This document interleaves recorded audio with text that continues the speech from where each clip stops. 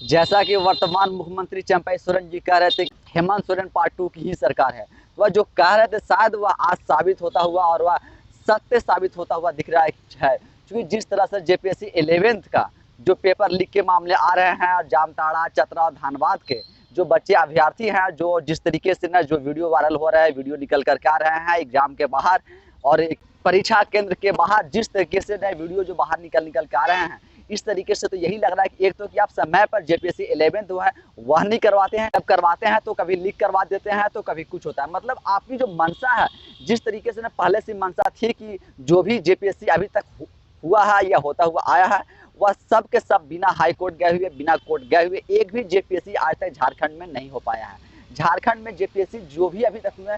सब के सब विवादित ही रहे और आज 11th जेपीएससी का भी कुछ वही हाल है कि परीक्षा केंद्र के बाहर जिस तरीके से वीडियो वायरल हो रहे थे, क्वेश्चन पेपर से लेकर के सारे बच्चे जो है वह आंसर शीट जो बाहर लिख रहे थे और जो इल्ज़ाम लगाया जा रहा था बच्चों द्वारा पेपर को नियम से नहीं खोला गया, जिसकी वजह से परीक्षार्थियों को दी जाने वाली क्वेश्चन पेपर बुकलेट और ओएमआर नंबर सीट का सीरियल नंबर से मैच नहीं हुआ। पेपर शुरू होने से पहले ही जब सीरियल नंबर के मिसमैच पर सवाल उठाए गए तो शांत करवा दिया गया और उन्हें जूता से मारने की धमकी दी गई थी।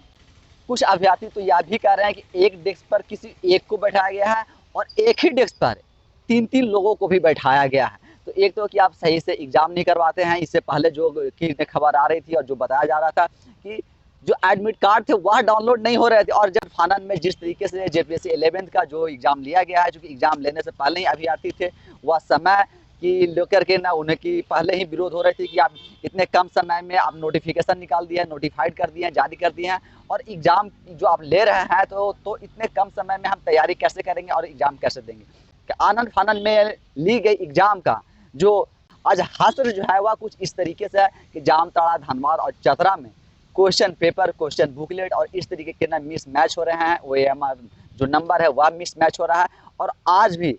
जो 11th जेपीएससी है यह आज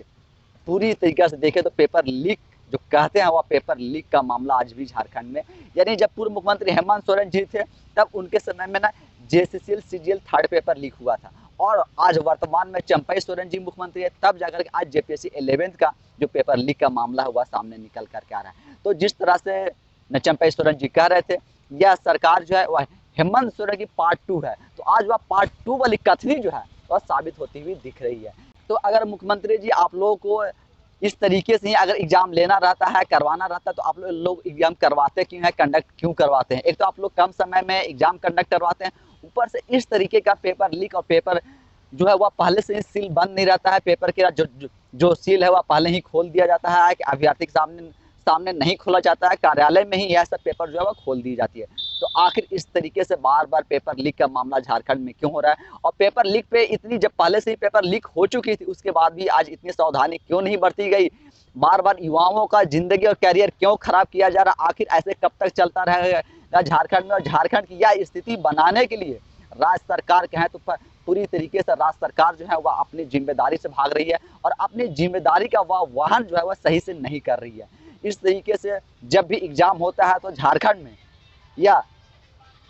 भ्रष्टाचार की जो भेंट है वह चढ़ जा रहा है और आज भी जेपीएससी 11th में जितने बच्चे बैठे थे, अभ्यर्थी बैठे थे, उन सब की एक तरह से देखे तो न कैरियर जो है दांव पर लगा हुआ है। अब माननीय मुख्यमंत्री चंपई सोरेन जी से निवेदन है कि जितना जल्द से जल्द इस पर कार्रवाई करें और ऐसे जो तथ्य अभी तक बाहर निकल करके हैं इसकी जांच करवाएं और जांच करवा कर फिर से एग्जाम लेने की आप तैयारी करवाएं। बाकी आप सब लोग ऐसे के एग्जाम पर और इस तरीके का जब एग्जाम कंडक्ट करवाया जाता है तो आप क्या सोचते हैं, आपका क्या विचार होता है, वह आप हमें कमेंट्स के माध्यम से जरूर बताएं। धन्यवाद।